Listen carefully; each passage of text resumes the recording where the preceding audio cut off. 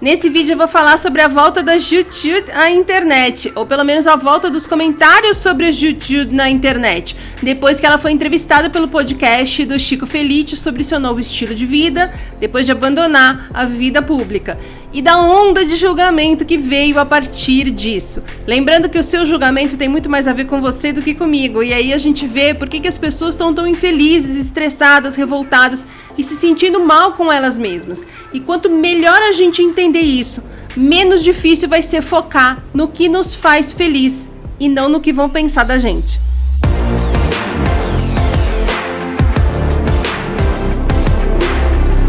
Os vídeos de Pitaco são vídeos extras em que a gente fala sobre burnout, sobre como tratar o burnout, sobre como lidar com o julgamento das pessoas, tudo que a gente fala nos vídeos de domingo, só que comentando mais informalmente, notícias e coisas que eu vejo no meu dia a dia e que eu acho relevante trazer para nossa conversa aqui. Jut foi uma grande sensação da internet, arrebatou uma multidão de fãs, jogou assuntos que eram tabu na roda, nos fez questionar coisas estruturais já normalizadas e um dia ela parou de produzir vídeos, pegou o dinheiro que ela ganhou na internet e foi viajar pelo Brasil. E uns 2 anos atrás ela postou um vídeo lá no canal dela só para dizer que ela não ia mais postar vídeo lá no canal dela. Ela não vem mais, gente. O famoso vim pra dizer que não venho. Beleza. Soubemos que ela teve um bebê, porque escarafuncharam tanto atrás da vida dela pra saber o que ela tava fazendo, que acharam um post da mãe dela falando do nascimento do neto em casa, etc. E como se não bastassem os fãs carentes e abandonados indo atrás de quem deixou claro que não queria mais lidar com isso, foi lá o Chico Felice, aquele que ficou famoso com o podcast da mulher da casa da mulher abandonada, da mulher da casa abandonada, criou um novo podcast no qual ele vai atrás das pessoas que ficaram famosas na internet e abandonaram a internet, para entender os motivos e como tá a vida da pessoa agora, etc. E o primeiro episódio foi justamente com a Jut. Até aí tudo bem, gente, porque ela concordou com a entrevista, né? Ela estabeleceu ali sobre o que ela ia falar e o que ela não queria falar, pediu segredo sobre o nome da cidade em que ela mora hoje com o marido e com o filho e matou a nossa curiosidade. Inclusive na Rabeira ela fez, ou tá para fazer, um evento em que ela vai encontrar alguns fãs para um bate-papo e os ingressos já estão devidamente esgotados e acho que desde o primeiro dia. O caldo começou a entornar quando as pessoas ouviram a Jut falar que ela mora hoje numa casa que ela e o marido construíram e que ainda não tem nem banheiro, nem água encanada, ela lava roupa num rio. E as pessoas entenderam daí que ela está romantizando a pobreza. E aí é que fica interessante para nós aqui, porque, vejam, a vida que a Jut tem hoje não deveria ser surpresa para ninguém. Afinal de contas, ela sempre se mostrou muito natural, muito espontânea nos vídeos, sem a menor pretensão de corresponder às expectativas de ninguém, sem nunca demonstrar a intenção de ostentar, de mostrar poder, de ter validação. As pessoas, inclusive, amavam muito a Jut porque ela era assim, porque era natural nela. Esse jeito, aqueles questionamentos, aquela estética tô nem aí, em que nada era forjado, manipulado, muito organizadinho. E quando ela vai fazer o que o coração dela quer, como sempre ela fez, quando ela vai viver do modo em que ela entende que traz paz para a vida dela, vivendo com o dinheiro que ela acumulou quando ela era influencer, o povo chia. E chia por quê? Eu acho que tem uma parcela de frustração ali em ter perdido uma pessoa muito importante para sua vida, sabe? Eu acho que teve muita gente que começou a crescer, que cresceu como pessoa durante alguns anos, acompanhando a Jut, projetando nela muitas coisas de si mesmo e naturalmente criando expectativas sobre o caminho de vida dela. Que quando esses planos são inesperadamente frustrados, a pessoa muitas vezes se revolta. Tem muito disso na internet. A pessoa projeta em você uma necessidade dela e quando você mostra que você não é exatamente a pessoa que ela achou que você deveria ser, mesmo que você não esteja mudando radicalmente de opinião ou mostrando um caráter que estava encoberto, a pessoa te acusa de ter arruinado alguma coisa dentro dela. Uma vez eu falei que eu não vou com a cara da Simone.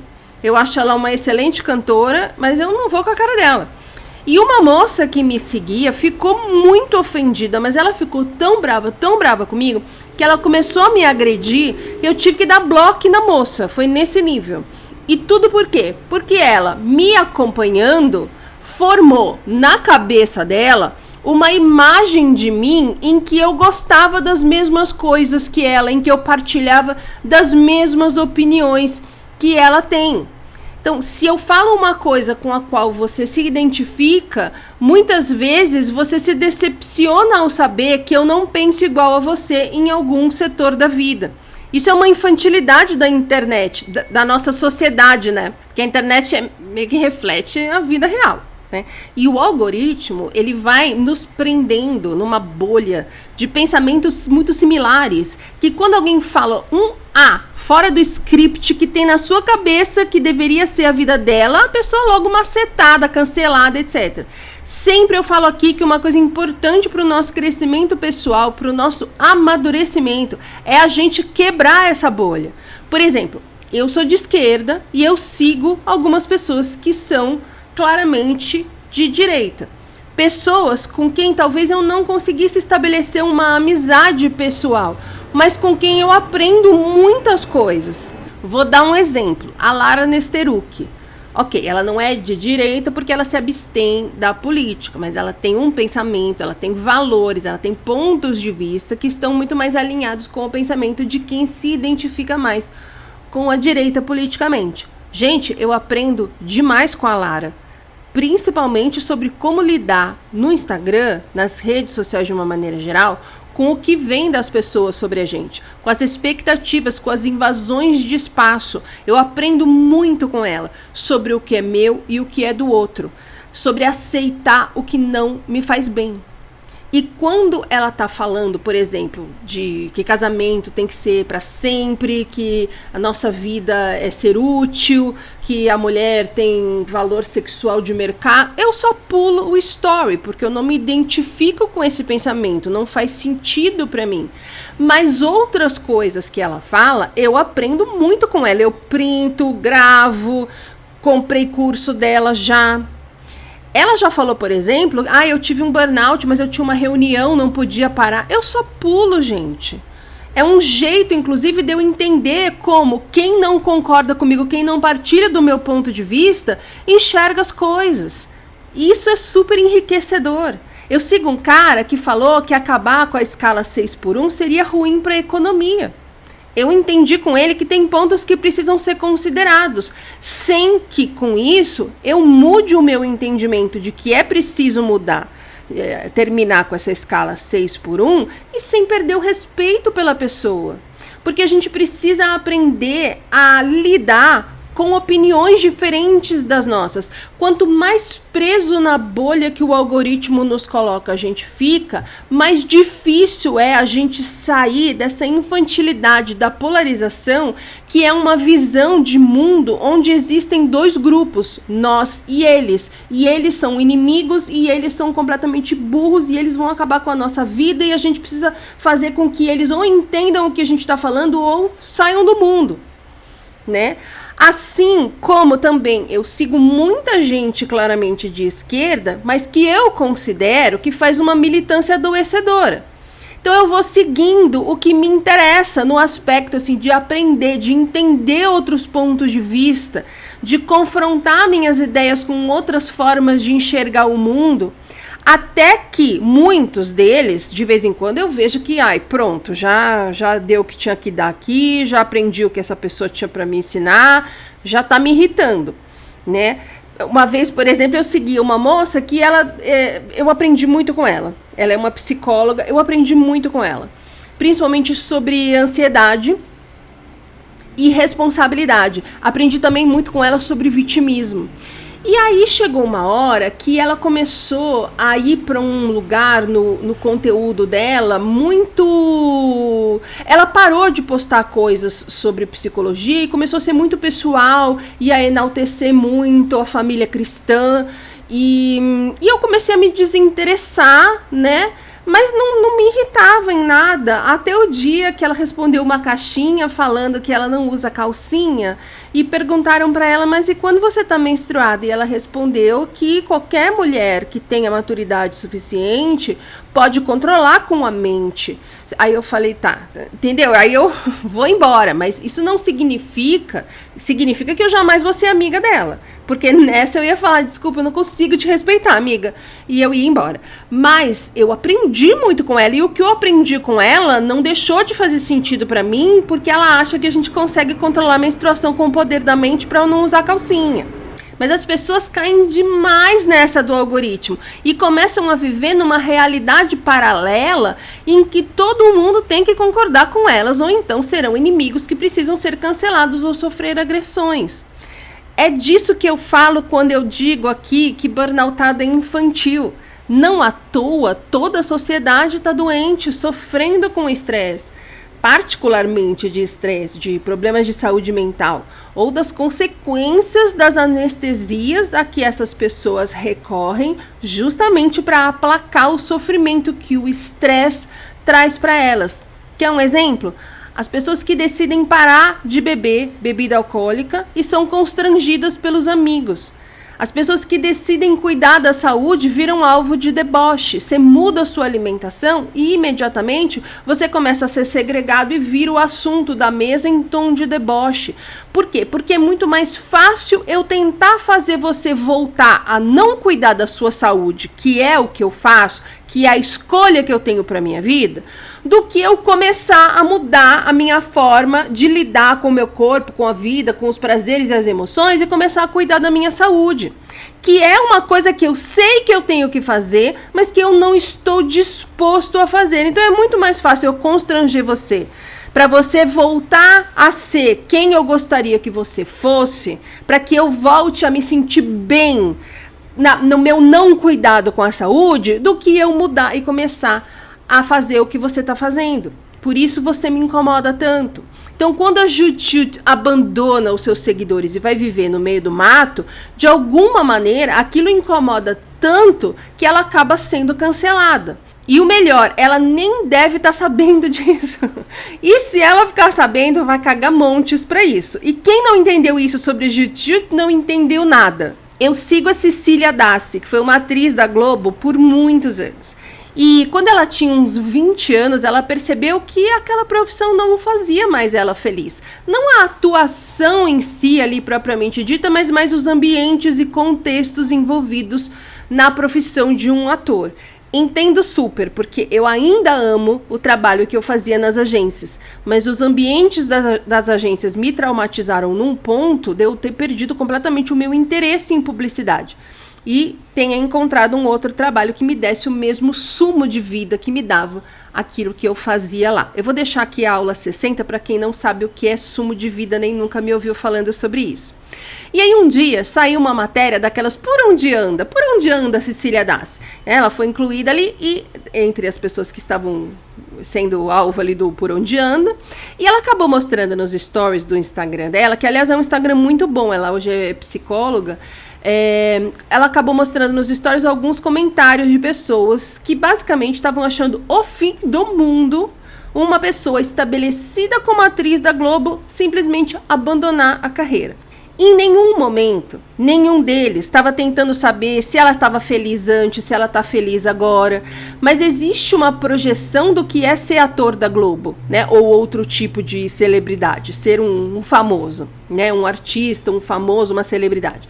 É o topo do mundo da vida de qualquer pessoa, né? Essa imagem que geralmente se tem. E que por isso abandonar a profissão é quase uma ofensa. Uma ofensa a quem? A quem gostaria de ser famoso e estar na Globo, mas por qualquer motivo não conseguiu. Às vezes nem tentou, mas o fato é, pessoas que não são atores da Globo. É por isso que tem tanta gente no serviço público, por exemplo, que está infeliz e burnoutado, que não quer sair mesmo assim. Por quê? Porque vai ter que enfrentar um julgamento cruel de todo mundo que está em volta. Pessoas que gostariam de ter um cargo público, pessoas que entendem que é a melhor alternativa, que vão ficar em cima de você torcendo para tudo dar errado na sua vida, até você admitir que ser servidor público é o melhor que há. E aí entra a segunda coisa, que é o entendimento que o brasileiro tem sobre ser bem-sucedido, né? Que para a maioria dos brasileiros, ser bem-sucedido é ser rico. Para 99% das pessoas, não tem nenhum problema estar com a saúde ruim, sem conseguir ver os filhos, sendo corneado pela mulher porque você nem encontra mais com ela, sempre à base de remédio, chorando até dormir. Não tem problema nenhum se com isso você se tornar uma pessoa com dinheiro. E pegando a lógica que eu acabei de te mostrar, você tem metade das pessoas fazendo de tudo para enriquecer, porque entende que o dinheiro é a solução de tudo na vida, dando engajamento para os influencers que divulgam o leopardinho, que fazem foto fake em piscina de pousada fingindo que é a sua casa, né? E metade falando que rico tem mais é que se fuder, porque todos são exploradores e mau caráter, etc, etc. Eu gostaria de ser milionário e isso é só o que importa para mim. Então eu vou até além do limite para conseguir ser milionário. Ou eu fico me convencendo que ser milionário é ser uma pessoa ruim para que eu tenha alguma coisa onde me agarrar, para não me achar um perdedor, ao constatar que eu não vou ser um milionário. De novo, o pensamento 8 ou 80, muito típico do estresse crônico e das redes sociais, onde só existem duas alternativas, ignorando que a saúde e a felicidade estão no meio termo, no 40, nem no 8, nem no 80. É preciso ter grana, sim, para ter segurança, conforto, dignidade, mas não num ponto em que você precise abdicar da sua saúde e da sua dignidade para manter um padrão de vida. Agora vamos juntar as duas coisas e entrar na questão da Jut estar fazendo apologia à pobreza, supostamente. E o foco das pessoas está no fato da família da Jut ser rica. E a coisa tá indo para um absurdo que todo mundo parece cego pro fato que dela também ter ficado rica com o trabalho que ela fazia. Ela ganhou muito dinheiro sendo youtuber. Por que ela não pode usar o dinheiro dela como ela quer, gente? Qual é o problema dela viver às custas da mãe dela, o que nem é o caso? O problema aqui não é nem uma coisa nem outra. O problema é que hoje quase todo jovem tem como objetivo profissional ganhar a vida fazendo vídeo para o YouTube. Quando uma youtuber de milhões de seguidores, consagrada, que tá ganhando muita grana, abandona tudo, ela mexe lá naquela caixinha de como assim eu não tô conseguindo ter o que caiu de bandeja pra você, o que caiu do céu pra você, e você tá desprezando isso que é tão importante pra mim, que é uma grande frustração minha de não ter conseguido chegar onde você chegou. Eu não esperava isso de você. E a infantilidade faz o quê? Leva pro pessoal e se ofende. Gente, nem todo mundo quer ser milionário. Nem todo mundo quer ostentar 12 mansões e 15 carros de luxo na internet.